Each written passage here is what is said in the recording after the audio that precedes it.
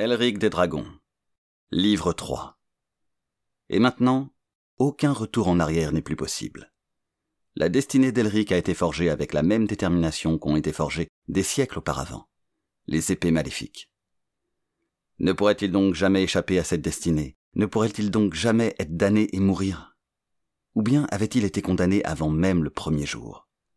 Condamné par 1000 incarnations à ne connaître que tristesse, embûches, solitude et remords, à être l'éternel champion d'une cause inconnue.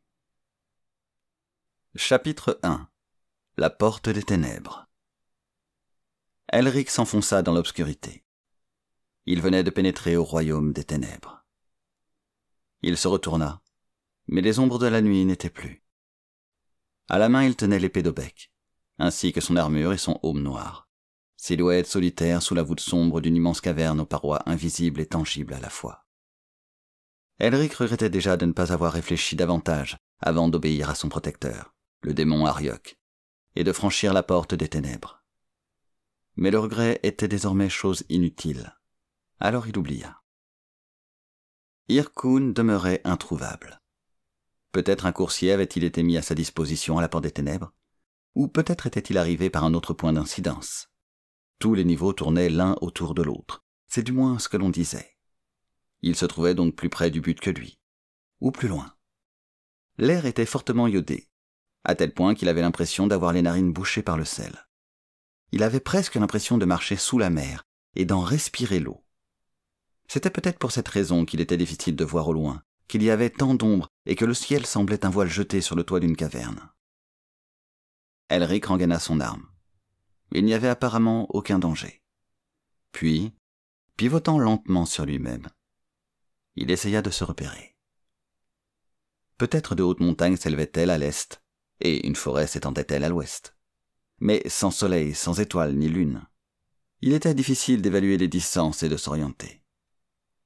Il se trouvait dans une plaine rocheuse, balayée par un vent froid, qui s'engouffrait dans sa cape, comme pour la lui arracher.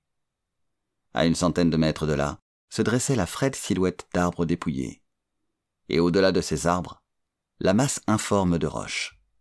C'était une plaine désertique, un monde vide, un monde où le combat de la loi et du chaos avait tout anéanti. Existe-t-il beaucoup de niveaux semblables? Se demandait Elric. C'est alors qu'une sombre image du destin de son riche royaume passa devant ses yeux. Et cette image, il la chassa vite de son esprit. Il se dirigea vers les arbres et les rochers qui étaient derrière. Arrivant à la hauteur des arbres, il effleura une branche. Quelque chose se brisa. Des cendres vinrent se mêler au tourbillon du vent. Elric resserra l'étreinte de sa cape. En approchant des rochers, il crut percevoir un bruit qui semblait venir de là. Il ralentit le pas et porta la main à l'épée. Le bruit persistait, un léger bruit rythmé. Elric scruta soigneusement le rocher pour essayer d'en déterminer l'origine. Puis ce bruit cessa, et un autre lui succéda. Un bruit de pas, un pas feutré. Puis de nouveau le silence. Elric recula, et dégaina l'épée d'Aubec. Le premier bruit qu'il avait d'abord entendu était celui d'un homme qui dort. Le deuxième, celui d'un homme qui s'éveille et qui se prépare à attaquer, ou à se défendre. Elric dit alors : « Je suis Elric de Melniboné. Ce royaume m'est inconnu. » La corde d'un arc vibra, et devant son aume une flèche surgit. Elric s'écarta brusquement et chercha des yeux un refuge. Mais il n'y en avait pas, sinon derrière le rocher, là où se cachait l'archer. Une voix s'éleva alors, grave et posée. « Ce n'était pas pour te faire mal, mais pour faire étalage de mon habileté pour le cas où tu aurais envisagé de me faire du mal. J'ai eu mon comptant de démons dans ce monde, et qui plus est, tu sembles être le plus démoniaque de tous, visage pâle. »« Je ne suis qu'un simple mortel, » dit Elric en redressant la tête. S'il devait mourir, mieux valait mourir dignement. « Tu as prononcé le nom de Melniboné. J'en ai entendu parler. Une île habitée par les démons. »« Alors tu n'as pas dû en entendre parler assez longuement. Je suis un mortel à l'image de mon peuple, tout entier. Seuls les ignorants nous considèrent comme des démons. Mais je ne suis pas un ignorant, cher ami. Je suis un prêtre guerrier de Foum. J'appartiens à cette caste. J'ai hérité de son savoir, et les seigneurs du chaos ont été mes maîtres, jusqu'au jour où j'ai refusé de les servir plus longtemps. Ils m'ont alors envoyé en exil sur ce niveau. Peut-être le même sort a-t-il été réservé. Le peuple de Melnimonais sert le chaos, n'est-ce pas? Oui, je connais Foum. Une tache blanche sur la carte. Au-delà du désert des larmes, du désert des soupirs, au-delà même de l'Elwer. L'un des jeunes royaumes les plus anciens. C'est exact. Je contesterai cependant que l'Est soit une tache blanche sur la carte, sinon pour les sauvages de l'Ouest. Ainsi tu es mon compagnon d'exil, semble-t-il. Je ne suis pas exilé. Je suis en mission. Et lorsque cette mission sera accomplie, je retournerai dans mon royaume.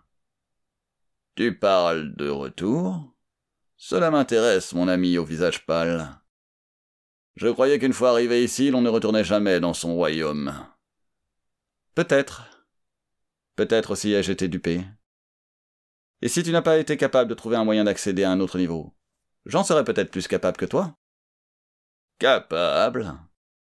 Je n'ai plus aucun pouvoir depuis que je ne sers plus le chaos. Alors, as-tu l'intention de te battre avec moi? Il y a sur ce niveau une seule personne avec qui j'ai intention de me battre. Mais ce n'est pas toi, prêtre guerrier de Foum. Elric rengaina, et celui dont il ne connaissait que la voix apparut de derrière le rocher, tendant son arc pourpre. Il tremblait légèrement. « Je m'appelle Rakir », dit l'homme. « On me surnomme l'archer rouge, car, comme tu le vois, j'aime le pourpre. C'est la coutume des prêtres guerriers de Foum de porter une couleur unie. C'est la seule tradition à laquelle je suis resté fidèle. » Il avait un juste au corps pourpre, des braies pourpres, des souliers pourpres, une coiffe pourpre surmontée d'une plume pourpre. Son arc était pourpre, le pommeau de son épée avait les reflets du rubis. Son visage au profil aquilin était décharné, un visage basané. Il était grand, mince, mais les muscles ondulaient tout au long de ses bras et de son torse. Dans ses yeux se lisait une certaine ironie, et sur ses lèvres, un sourire, bien que ce fussent les yeux et les lèvres d'un homme qui avait traversé de nombreuses épreuves, souvent particulièrement rudes. « Un endroit inattendu pour accomplir une mission », dit l'archer rouge, les poings sur les hanches, en dévisageant Elric. « Mais je suis prêt à conclure un pacte avec toi si cela t'intéresse. »« Si les clauses de ce pacte me conviennent, archer, je suis d'accord, car tu sembles mieux connaître ce royaume que moi. »« Eh bien, tu es venu chercher quelque chose, après quoi tu repartiras. Moi, je n'ai absolument rien à faire ici, et je désire m'en aller. Si je t'aide dans tes recherches, m'emmèneras-tu avec toi lorsque tu retourneras dans ton royaume? » Cela me semble être un marché tout à fait honnête, mais je ne peux te promettre ce que je ne suis pas en mesure de te donner. Je te dirai seulement ceci. Si je suis en mesure de t'emmener avec moi sur mon niveau, après avoir accompli cette mission, ou même avant, je le ferai. Voilà qui est équitable, dit Rakir, l'archer rouge. Maintenant, dis-moi ce que tu cherches. Je cherche 2 épées qui ont été forgées par des immortels il y a de cela des millénaires, des épées que mes ancêtres ont portées, puis abandonnées sur ce niveau. Ce sont de larges épées noires runiques, elles sont très lourdes. On m'a dit que je les trouverais dans la caverne des palpitations, qui se situe à la sortie du tunnel sous le marais. Connais-tu ces lieux? Non, je n'ai pas entendu parler de ces 2 épées noires non plus, dit Rakir, en se frottant le menton. Mais je me rappelle avoir lu dans un des livres de Foum quelque chose qui m'avait étonné. Ces épées sont légendaires. Nombre de livres en parlent, presque toujours avec mystère. Un tome rapporterait l'histoire de ces épées et de tous ceux qui les ont portées et de tous ceux qui les porteront. Un livre éternel. Certains l'appellent la chronique de l'épée noire, où les hommes peuvent soi-disant voir inscrit leur destin. Je ne connais pas ce livre non plus. Tout ce que je sais, c'est que ce n'est pas un des livres de Foum. J'ai bien peur, camarade Elric, que nous n'ayons à nous aventurer dans la cité d'Amerun pour nous renseigner auprès de ses habitants. Il y a une cité sur ce niveau? Oui, j'y suis resté quelque temps, mais j'ai préféré la nature. Mais avec un ami, je pourrais peut-être y rester un peu plus longtemps. Pourquoi n'aimes-tu pas Amerun? Parce que ses habitants n'ont pas l'air heureux.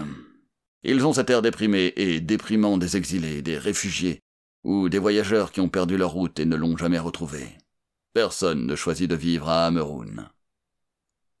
Une véritable cité des damnés, en quelque sorte. En termes poétiques, oui, fit Rakir, en lançant un coup d'œil moqueur à Elric. Mais parfois, je pense que l'on peut dire la même chose de toutes les cités. Quel est ce niveau où il n'y a, autant que je puisse en juger, ni planète, ni lune, ni soleil, et qui ressemble à une grande caverne? Il est des gens pour dire en effet que c'est une sphère creusée dans la roche. Et il y en a d'autres pour dire que ce niveau se situe dans le futur de notre Terre. Un futur qui aurait vu la chute de l'univers. J'ai entendu 1000 théories au cours de mon bref séjour dans la cité d'Amerun. 1000 théories aussi valables les unes que les autres, toutes plausibles à mon avis. Pourquoi pas d'ailleurs? Il y en a qui croient que tout est mensonge. Inversement, tout pourrait être vérité. Ce fut au tour d'Elric de faire remarquer, non sans quelque ironie, l'archer Rakir de Foum serait-il philosophe à ses heures? Rakir éclata de rire.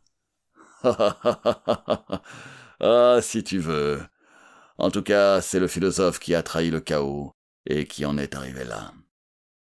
J'ai entendu parler d'une cité appelée Tanlorn, sur les rivages mouvants du désert des soupirs. Si je retourne un jour dans notre royaume, camarade Elric, je partirai à la recherche de cette cité, car on m'a dit que je pourrais y trouver la paix. Là-bas, on ne cherche pas la vérité. On est simplement heureux d'y vivre. J'envie les habitants de Tanlorn, dit Elric. Rakir renifla. Ouais, mais je serais probablement déçu si je découvrais cette cité. Les légendes doivent rester des légendes. Il ne faut pas les démystifier. Suis-moi. Là-bas se trouve Amrun, une cité comme la plupart des cités, aussi triste que cela puisse être de le dire. Les deux hommes à la haute taille, tous deux exilés, mais pour des motifs différents, se mirent en route. Ils allaient affronter les ténèbres de ce pays désertique. Elric des Dragons, Livre 3, Chapitre 2. La cité d'Amerun. La cité d'Amrun surgit soudain devant eux. Elric n'avait jamais vu une telle saleté. Doskam semblait propre, et même prospère en comparaison. Amerun était situé dans une petite vallée au-dessus de laquelle s'étirait un éternel nuage de fumée. Un voile fait de lambeaux immondes qui protégeait la cité des regards des hommes et des dieux. Ce n'était plus que vestiges de maisons ou amas de pierres, au milieu desquels se dressaient des cabanes et des tentes. Tous les styles d'architecture étaient représentés, certains familiers à Elric, d'autres pas du tout. Aucune unité dans cet assemblage. Des cabanes côtoyaient des châteaux, des chaumières des tours et des forts, des maisons simples des cabanes en bois aux riches sculptures. Certaines constructions se réduisaient à un tas de pierres au milieu desquelles une ouverture avait été pratiquée en guise de porte. Mais aucune d'entre elles n'attira l'attention des visiteurs. D'ailleurs, comment pouvait-il en être autrement sous ce ciel éternellement lugubre? Des colonnes de fumée qui s'élevaient çà et là venaient ajouter à l'obscurité. C'était une véritable puanteur qui saisit Elric et Rakir à la gorge. La plupart des habitants d'Amrun sont arrogants plus que fiers, dit Rakir en fronçant son nez d'aigle, lorsqu'ils ont encore quelques traits de caractère. Elric enjambait les immondices. Des ombres se mouvaient parmi les constructions. Il y a peut-être une auberge où nous pourrons demander des renseignements sur le tunnel sous le marais. Il n'y a pas d'auberge. En général, les habitants restent chez eux. Il n'y a aucun lieu où se retrouvent les gens? Il n'y a pas de centre. Chaque habitant ou groupe d'habitants construit sa maison là où il veut, ou bien là où il y a encore de la place. Ces habitants sont de tout âge et de toute contrée, ce qui explique le manque d'unité des constructions et leur décrépitude, ainsi que la saleté, le désespoir et la décadence de ceux qui y habitent. Ils vivent en général au crochet les uns des autres. Ils traitent avec les démons qui visitent Amerun de temps à autre. Des démons? Oui, et les plus courageux font la chasse aux rats dans les cavernes souterraines. Quels sont ces démons? De simples créatures, des favoris des seigneurs du chaos principalement, qui réclament aux Ameroniens toutes sortes de choses que ceux-ci sont en mesure de leur procurer. Une âme volée ou deux, un bébé peut-être, bien que les naissances soient rares ici. Et tu peux imaginer le reste si tu sais ce que les démons demandent aux sorciers. Oui, je l'imagine. Ainsi le chaos peut aller et venir à sa guise sur ce niveau? Je ne crois pas que ce soit si simple que cela. Mais c'est certainement plus simple pour les démons d'aller et venir sur ce niveau que sur le nôtre. As-tu déjà vu l'un d'eux? Oui. Un de ces démons a l'air bestial, grossier, stupide et puissant. La plupart d'entre eux étaient de simples humains avant de conclure le pacte avec le chaos. Ils ont aujourd'hui revêtu la forme repoussante des démons. Mais la réponse de Rakir n'avait pas encore satisfait Elric, qui posa une nouvelle question. Est-ce là le destin de tous ceux qui signent un pacte avec le chaos? Tu devrais le savoir, puisque tu viens de Meldibonné. Je sais qu'à Foum c'est chose rare, mais plus l'enjeu est grand, plus profonde est la métamorphose de l'homme avec qui le chaos accepte de traiter. Elric soupira. Où allons-nous donc pouvoir trouver ces fameux renseignements relatifs au tunnel sous le marais? Il y a un vieillard, commença Rakir, mais il se tut en entendant un grognement derrière lui. Au premier grognement succéda un second. Un visage, aux dents en saillie, émergea de derrière un pan de mur. Nouveau grognement. « Qui êtes-vous » fit Elric, la main sur son épée. « Un porc » répondit le visage aux dents saillantes. Elric ne savait pas si c'était une insulte ou l'exacte vérité. « Un porc » Deux autres visages aux dents saillantes émergèrent dans l'obscurité. « Un porc » dit l'un des visages. « Un serpent » fit une autre voix derrière Elric et Rakir. Celui-ci observait toujours les porcs. Elric se retourna. Un grand jeune homme était là, et là où aurait dû être sa tête, se dressait une quinzaine de gros serpents, dont chacun le fixait. Ils dardaient leur langue, et tous ouvrirent leur gueule pour dire en chœur « Un serpent !»« Un objet !» fit une autre voix. Elric regarda vers l'endroit d'où venait la voix. Suffocant de stupéfaction, il dégaina son épée, et fut soudain pris d'une irrésistible envie de vomir. Et les porcs, serpents et objets de foncer sur eux. Rakir tira sur un porc, avant que celui-ci ait pu faire 3 pas. Son arc était dans son dos, et en l'espace d'une seconde, il avait pris une flèche rouge, l'avait encochée et avait tiré. Il avait même eu le temps de tuer un autre porc. Il dégaina ensuite son épée. Dos à dos, Rakir et Elric se préparaient à parer l'attaque des démons. Le serpent était un piètre combattant, avec ses 15 têtes qui sifflaient et ses 15 gueules qui crachaient le venin. L'objet était cette forme intangible. Un bras, puis un visage, émergeant de cette masse de chair informe qui se rapprochait inexorablement. « Objet ! Objet !» cria la masse. 2 épées pointèrent alors leur fer vers Elric, aux prises avec le dernier porc survivant. L'albinos venait de manquer son coup, et au lieu d'atteindre le porc au cœur, il le frappa au poumon. Le porc vacilla et s'écroula au milieu des immondices. Il eut encore la force de ramper sur quelques mètres, puis s'immobilisa. L'objet asséna un coup qu'Elric réussit à parer de justesse du plat de son épée. Rakir, de son côté, était aux prises avec le serpent. Les 2 démons s'acharnaient sur les hommes. Ils avaient hâte d'en finir avec eux. La moitié des têtes du serpent gisaient sur le sol, en proie à d'atroces douleurs. Elric avait réussi à trancher une main de l'objet. Mais le démon semblait en posséder 3 autres. Il semblait être la synthèse de plusieurs créatures. Elric se demanda s'il allait, lui aussi, devenir un de ces démons, un de ces monstres horribles, pour avoir signé un pacte avec Ariok. Mais n'était-il pas déjà une sorte de monstre? Les gens ne le prenaient-ils pas déjà pour un démon? Ses pensées lui rendirent son énergie. Poursuivant le combat, il hurla « Elric !»« Objet !» répondit son adversaire, voulant aussi imposer son individualité, ou ce qu'il considérait être l'essence de son individualité. Une autre main vola sous le coup de l'épée d'Aubec.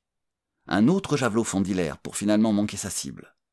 Une autre épée s'abattit sur le haume d'Elric avec une telle force qu'il vacilla et alla heurter Rakir qui manqua alors sa cible et fut mordu par 4 des têtes du serpent. Elric tenta de porter un coup au bras et aux tentacules qui tenaient l'épée.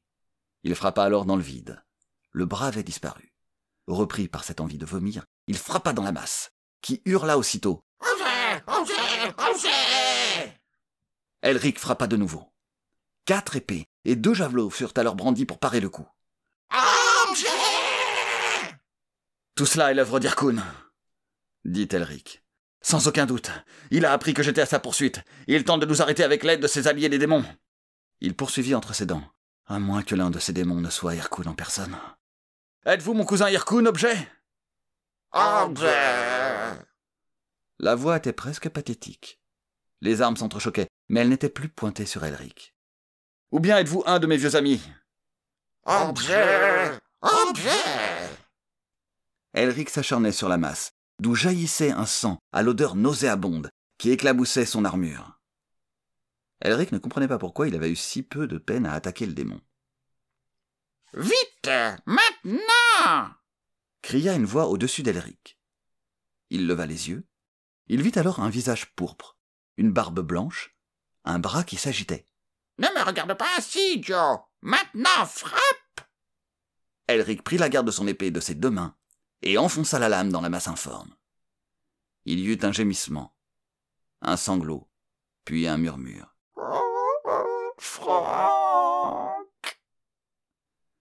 Et enfin le silence de la mort. Au même moment, Rakir frappait au-dessous des têtes des serpents et enfonçait sa lame dans la poitrine et le cœur du jeune homme. Le dernier démon venait de mourir. L'homme à la barbe blanche descendait des ruines de l'arcade sur laquelle il était perché. Il riait. « Le sorcier Nyun est encore puissant, même ici, n'est-ce pas? J'ai entendu l'autre invoquer ses amis, les démons, et leur dire de vous régler votre compte. Moi, je ne trouvais pas le combat équitable. 5 contre 2. Aussi, je me suis assis sur le haut de ce mur pour épuiser la force du démon aux bras multiples. Oh, je suis encore puissant. Oh, j'ai encore quelques pouvoirs. Et maintenant, c'est moi qui ai sa force, ou du moins une grande partie. Et je me sens beaucoup mieux. Il a prononcé Franck, dit Elric, les sourcils froncés. Pensez-vous qu'il s'agisse d'un nom? Le nom qu'il portait jadis? Ah, peut-être, dit le vieux Nyun. Peut-être. Pauvre créature. De toute façon, il est mort maintenant. Vous n'êtes pas d'Amron, tous les deux. Quoique, je t'ai déjà vu ici, toi, l'archer rouge. Moi aussi, répondit Rakir dans un sourire. Il essuya sur sa lame le sang du serpent avec une de ses têtes. Vous êtes Nyun, celui qui jadis savait tout. Oui, celui qui jadis savait tout, mais qui sait bien peu de choses aujourd'hui. Bientôt tout cela sera du passé. Ah, lorsque j'aurai tout oublié. Je pourrai alors revenir de cet exil infernal. Telles sont les clauses du pacte que j'ai conclu avec Orland. J'ai été assez stupide pour vouloir tout savoir, et ma curiosité m'a entraîné dans cette aventure avec Orland. Celui-ci m'a alors démontré que je me fourvoyais, et il m'a envoyé ici pour que j'oublie. Malheureusement, comme vous avez pu le remarquer, je me rappelle encore parfois certains de mes pouvoirs et de mes connaissances. Je sais que vous cherchez les épées noires, je sais que tu es Elric de Melniboné, je connais ton destin. Vous connaissez ma destinée? Demanda Elric avec empressement. Dites-moi, quelle est cette destinée? Nyun, qui jadis savait tout. Nyun ouvrit la bouche comme pour parler, puis la referma. Non, j'ai oublié. Non!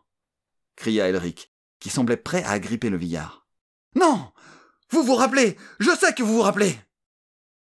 J'ai oublié. Fit Nyun en baissant la tête. Rakir saisit Elric par le bras. Il a oublié, Elric. Elric hocha la tête. Très bien. Puis il continua.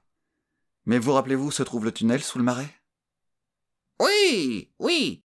Je n'ai pas loin d'Amron, du marais lui-même. Vous prenez cette direction. Ensuite, vous cherchez une statue d'aigle en marbre noir. L'entrée du tunnel se trouve au pied de la statue. Et Nyun répéta ces paroles. Lorsqu'il leva les yeux, son visage était moins grave. Qu'est-ce que je viens de vous dire? Elric lui dit alors. Vous nous avez expliqué comment atteindre l'entrée du tunnel sous le marais. Ah oui? Fit Nyun, en frappant dans ses mains de vieillard. Magnifique! Cela, je l'ai oublié aussi. Qui êtes-vous? Il vaut mieux que vous l'oubliez aussi, dit Elric avec un léger sourire. Adieu, Nyun, et merci. Merci pourquoi? Merci de vous être rappelé et d'avoir ensuite oublié. » Ils quittèrent le vieux sorcier et traversèrent la misérable cité d'Amerun. Un visage étrange les regardait toujours par l'embrasure d'une porte, ou parfois d'une fenêtre. Ils essayaient de respirer le moins possible cet air vicié. « Je crois que la seule personne que j'envie dans ce lieu de désolation, c'est Nyun, » dit Rakir. « Moi, je le plains, » répondit Elric. « Pourquoi ?»« Je pense que lorsqu'il aura tout oublié, il aura aussi oublié qu'il veut quitter Amrun. » Rakir éclata de rire et donna une tape amicale sur l'armure noire de l'albinos. « Ha ha ha ha ha! Tu es un pessimiste, mon ami Elric.